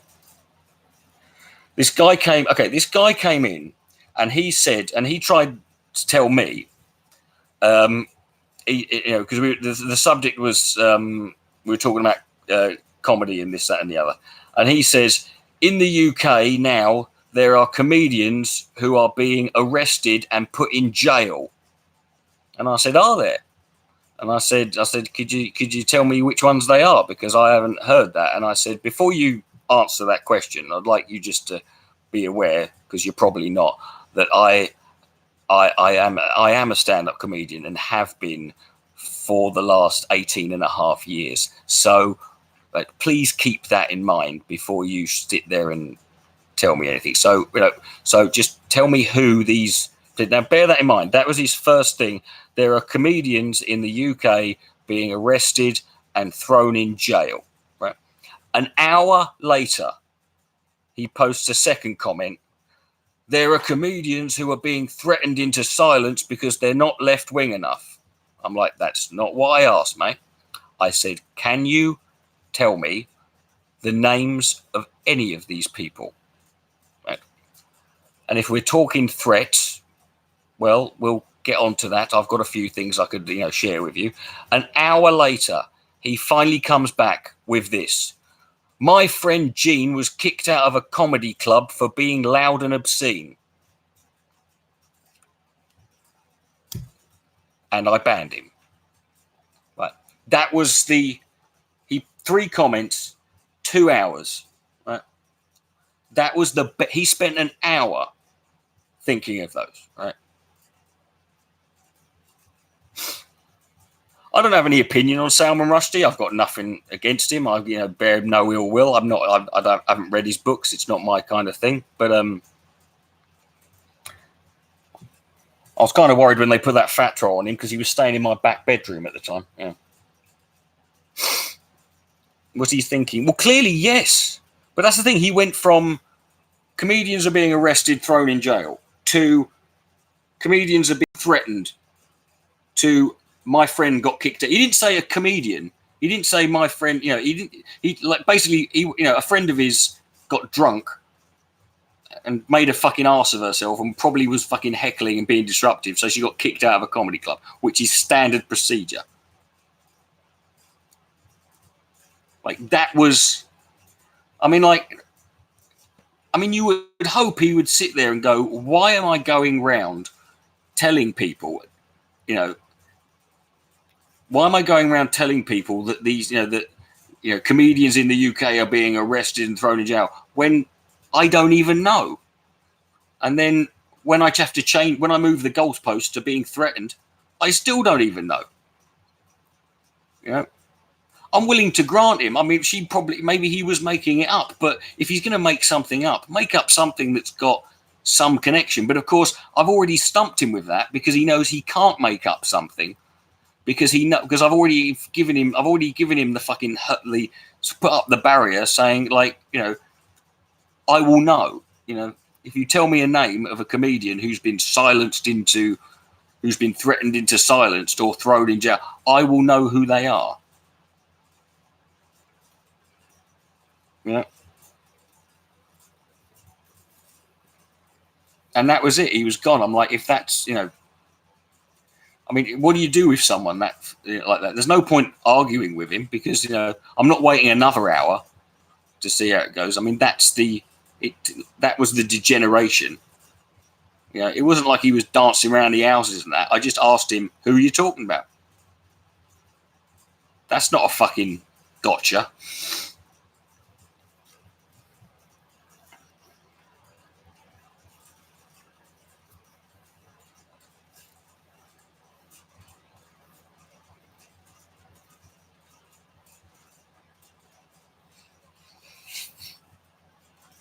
Well, here's the thing as well. If there are comedians being silenced or comedians who are being threatened into silence, then guess what? How come you've heard of them? The only way you could have know about that is if those comedians had come forward and said that. In which case, they're clearly not being silenced because you know. This is one of the sort of major characteristics of, you know, of someone being silenced is they don't tend to say anything, you know.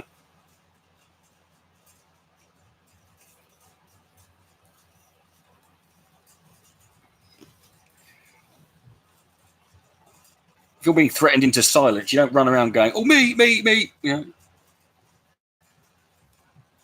And I can name plenty of comedians who are not left wing or who are, you know, or who are even sort of more to the right of centre or right wing, who I know who gig on the circuit, who do perfectly well, who don't get threatened, who fucking, you know, who get on well with everybody. You know, they're not an extremely common occurrence, but that's you know, that makes no never mind. The fact is, you know.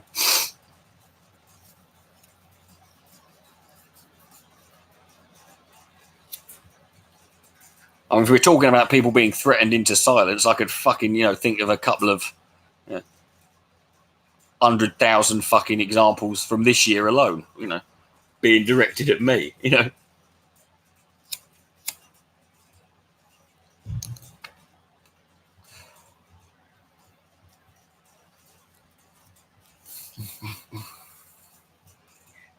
It's funny, wasn't it, as well, when all the, you know, all these fucking cunts, they bang on and on still about bloody Count Dankula, right? Where were they? Where were these people when Joe Brand got arrested? And what was she arrested for? For making a joke about throwing a milkshake at Nigel Farage, who had her arrested for incitement of violence. Where are all these fuckers then?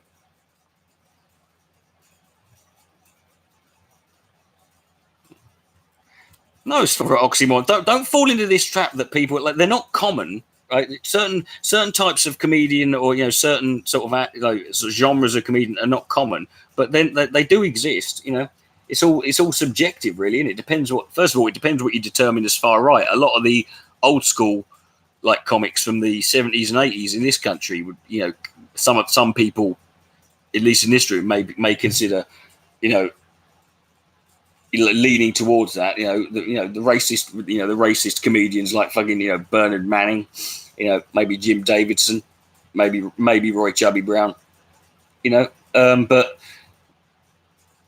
I know comedians who are sort of, like, you know, much more sort of you know, on the right politically. Henning Venn, he's one of them. There's a guy called Jeff Norcott, who was one of the acts on the first ever gig I ever did in 2001, and he's a Christian and a Tory, and his fucking whole thing is about doing stand-up comedy. He did a show in Edinburgh. It was very good, you know. He's like the sort of polar. It's like sort of interesting. Me and him both started at the same point, but we've gone off on different tangents. But Andrew Lawrence, is another one. Again, if you look in America, again, it depends how you define how you're going to define right wing. You can say Opie and Anthony had a right wing appeal.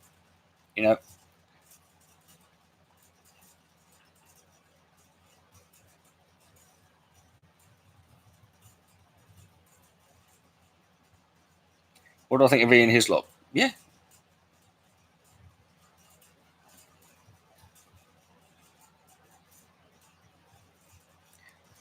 Yeah, neither have I. It's great, wasn't it? I remember him blocking me within. I remember Andrew Lawrence blocking me on Twitter. It took one tweet, I think. Yeah. Paul Merton's a cunt. Well, I don't know Paul Merton, and I don't care whether or not he's a cunt or not. It depends. All I care about is whether someone's good at what they do, and he is. So I.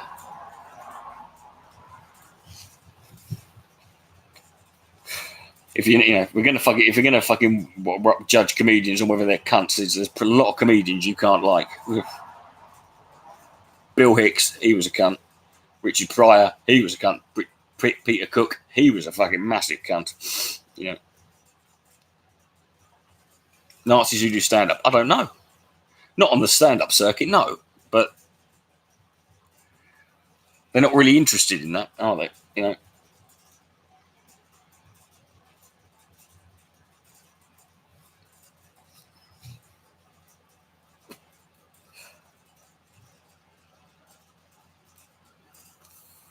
They've got sort of, why would they want to get into the entertainment industry anyway? It's run by the Jews. Plus they tend not, but to say that I don't know many fucking like hardcore communists who are fucking stand. I know one or two.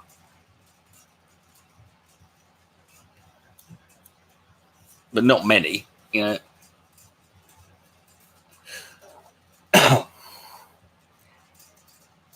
People who are much more, radical or extreme in their views tend to have a bit less of a sense of humor about it, No,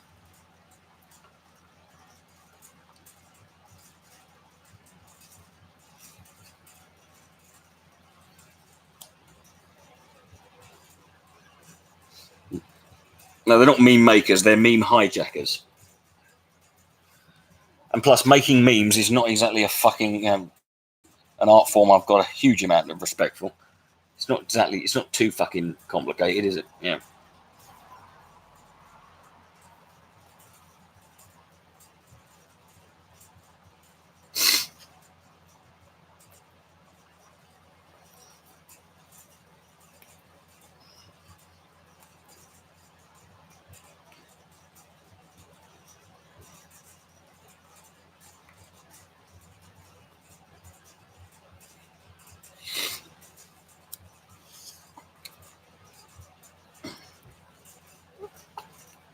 I don't draw anything that people request unless they want to pay me for it. Yeah. It's funny, people forget. People bash on 4chan. People forget that's where Anonymous came from. Yeah.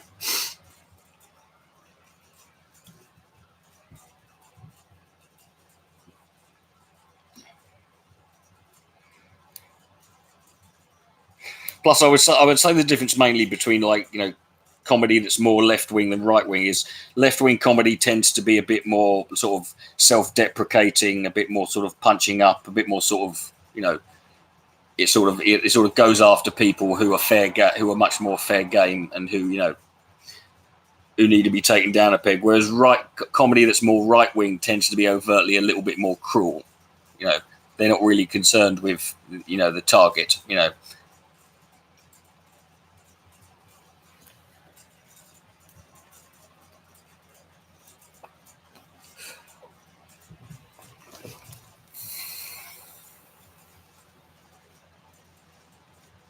See, people bash 4chan. I say 4chan is not. I put 4chan about what website's worth. Reddit is worse than 4chan. Yeah, Stephen Crowder does the cruel thing. Yeah, I saw some clips of Stephen Crowder before he became like a pundit and that. I mean, he's got like, he's very good. I mean, he's not like blow your fucking. He's not gonna, blowing your mind away. He's not doing anything fucking groundbreaking. But I mean, he's got all of the, he's got very good stage presence. He's very, very, very, very charming. Very, very, very witty. He's got like, he's got very good solid delivery. Good sort of, got his character down. But I mean, believe it or not, there was a period. Glenn Beck went through a period like in his early career where he did a bit of stand up, which makes a lot of sense. Then he just decided to do the jokes and pretend they were real. Yeah, but not as much as Reddit. Right? Reddit is like, I mean, that's what. There's nothing you can do. There's nothing that degrades any fucking idea or concept more than by attaching the word subreddit to the end of it. Like, you take anything, take any hobby, activity, concept, philosophy, political point of view, and add subreddit to it. It immediately feels a lot seedier. Well, I mean, it makes. Listen, watch Glenn Beck. Watch Glenn Beck when he's doing his Fox show. And that he's very, very, he's very animated. He's very, very, he's very entertaining to watch. It's just not. It's not that hard to believe that he would do. He could do stand up. Well, I think it's because Reddit puts itself across as this website where it's like more sort of like, whereas 4chan, you know what you're getting with 4chan. There's no fucking, 4chan is 4chan. It's never pretended to be anything. It's never presented itself as anything else. It's no pretentiousness to it. It is what it is. Only weirdos. I don't know everyone who posts on it, man.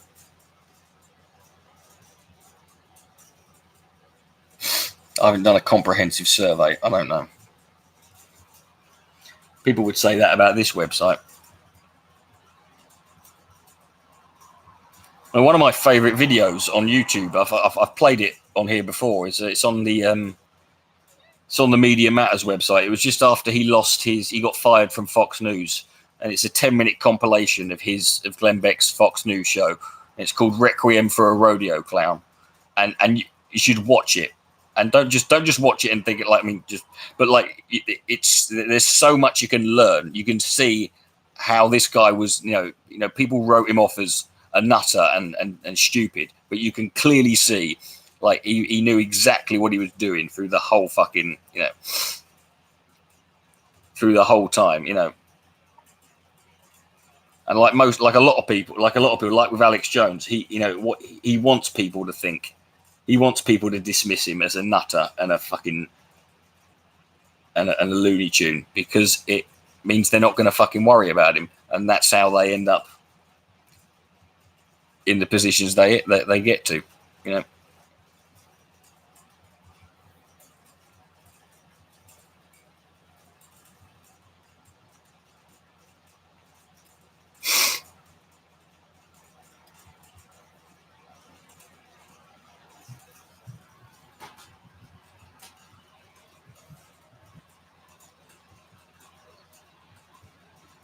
Yeah.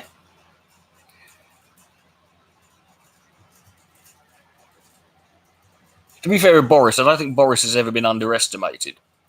I think people have just bought into the, the sort of way, the caricature that he presents, And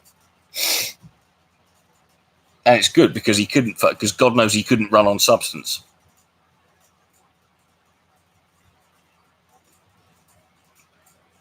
I ever been on Darknet? Don't think so.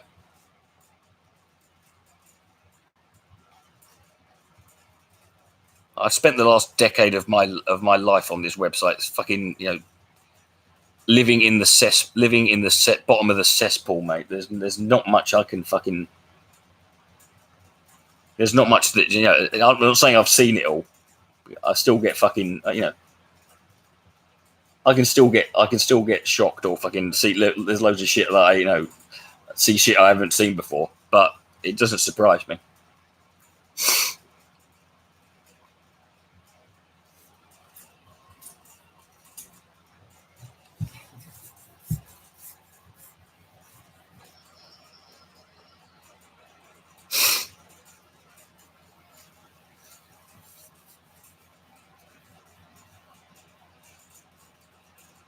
I mean, I was following Alex Jones before I was even on the internet. You know, I think it was 2004 was when I started paying attention to Alex Jones.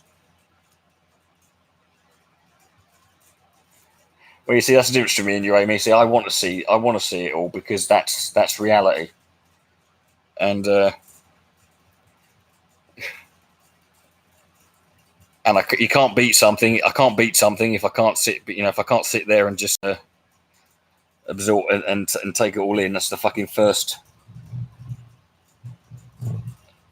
You're not going to be able to defeat anything unless you're able to sit there through it. Yeah, but I wouldn't go on the Fox News website to do a racist website safari hunt because that wasn't the point of racist website safari hunt. The point of that was to go on these random obscure websites that no one had ever fucking, you know. Well, like maybe you not physically watching something horrible, but then that's you. That's not you know. You don't, you know.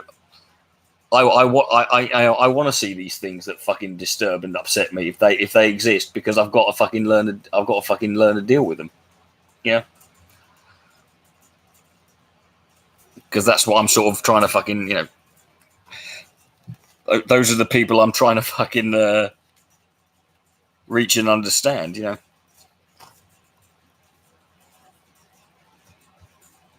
I said, no, but it's not, Haruka. That's the thing. You think it is. No, it's just what used to be obscure is now.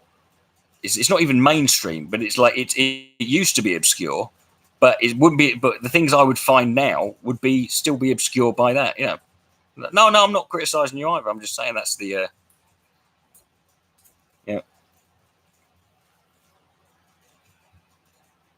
You know, it's not. You know, the things. Yeah, yes, the things I was talking about fucking 8, 9, 10 years ago are now mainstream, but that doesn't mean there's nothing obscure. Now you got to find out.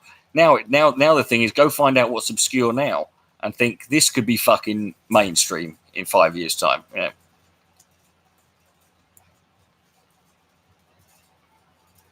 I remember, you know, the first time I came across people talking about white genocide and the anti-white fucking conspiracy, it was in 2010. Like, and I remember making videos about these nutters, and they were just a bunch of marauding trolls back then. Now, the term anti-white or white genocide and cultural Marxism and all these other obscure, extremist and fucking, you know, weird expressions from back then. Now they're fucking, everyone's fucking hearing them, you know.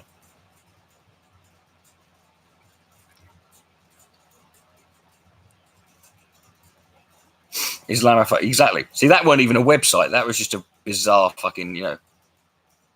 You fucking hate the internet. Well, the internet is life, mate. The internet is everything, you know. You can't hate the, you know, you can't hate it, and I mean, you're on it all the time, isn't it? You know. No, not Tucker. To be fair, Tucker Carlson weren't the first, you know.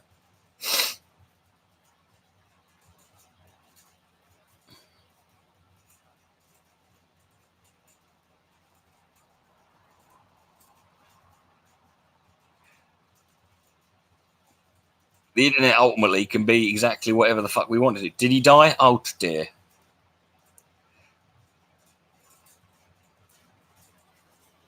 Don't hate the player, man. Hate the game, bro.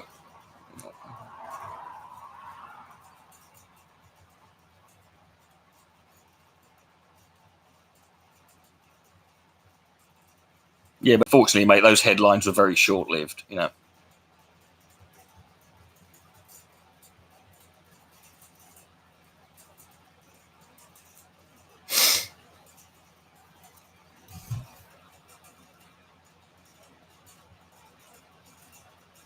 I mean, I'll give Sargon credit. At some point in the future, like when time has passed, I'll do a video looking back at Sargon's 5 weeks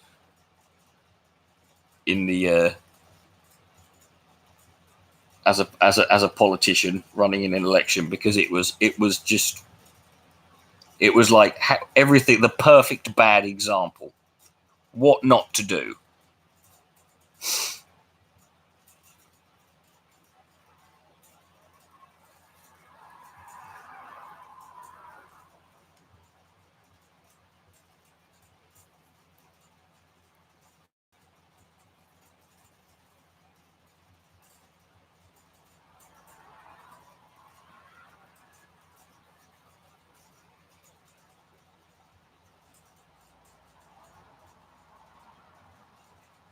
Yeah, well, no one would have hired Emendon, but I mean, Emendon would have at least known what the fuck he was going to do before he got in there.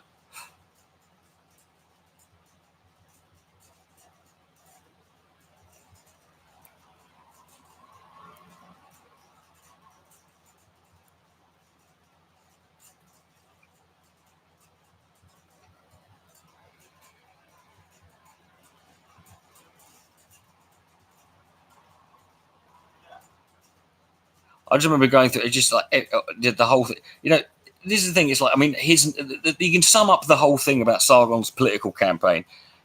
He had an article, at least one article written about him in every single mainstream media outlet in the UK, from the Express, the Mail, the Times, the Telegraph, the Sun, the Daily Star, the Independent, the Guardian, right? And they all fucking destroyed him.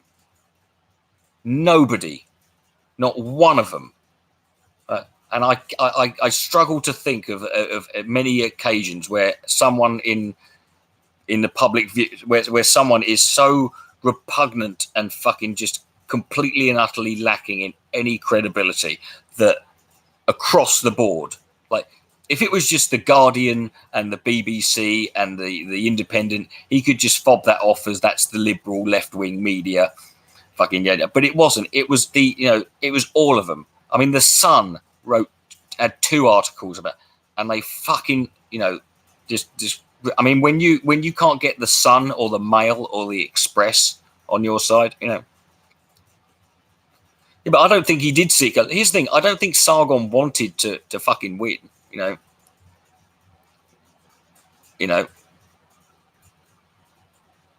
because that would have meant he'd have to have a job.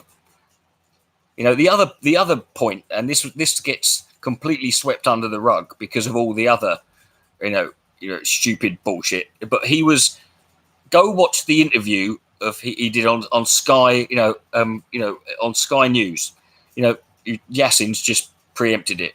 Like, he was on Sky News, he had a 5-minute interview, and the woman in the interview after, asked him, give us 5 policies that you would attempt to, that you would try to, enact as an MEP. And he said, and first thing he said was, what now? Like, yeah, Sargon, she wants you to tell her now 5 policies. And he just sat there, scratched his chin, and said, well, how would an MEP even go about doing that? He didn't even know. Not only could he not name one policy or one fucking thing, like, he didn't even know how to go about trying to get it, trying to get it put into, trying to promote it in the. He didn't even know that, and this is like 3-4 weeks in. No, because I've never seen because Nigel Farage. Listen, nobody. If someone says to you, name 5 policies, like you should be knowing. Yeah, but it's not that they don't know fuck all, but at least they're supposed to be able to pretend they know. They don't know that they know something. You should at least be able to name 5 policies. Just, it's not difficult.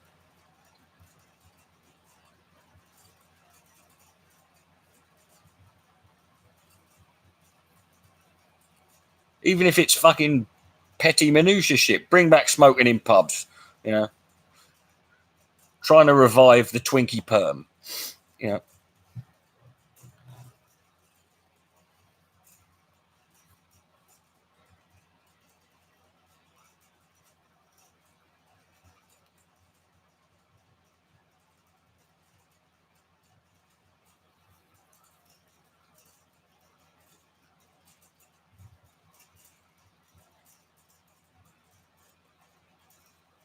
He shouldn't even need to do that. He should be able to think off the top of his head. You just say, a restoring of British values,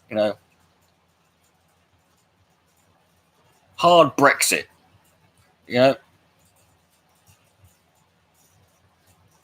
That's not difficult, is it, deregulate the banks. Like I said,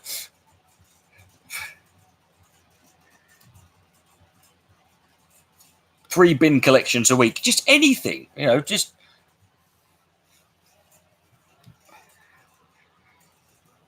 legalize PCP. Yeah, but the thing, he should be able. I mean, it's not even a case of he couldn't. It's that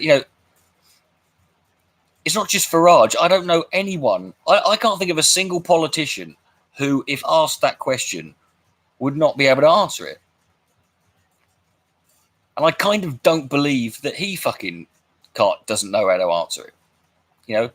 He spent enough time spouting fucking meaningless right-wing rhetorical fucking catchphrases. He should be able to fucking remember a couple.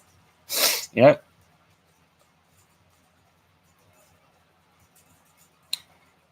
local people. Yeah, but I'm not talking about local people. I'm talking about people who run. Those local people are not running for the MEP to be members of the European Parliament.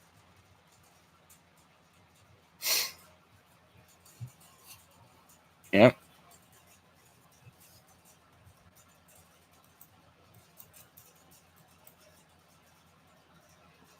Hold on, my chat's fucking gone funny. Oh, there it is.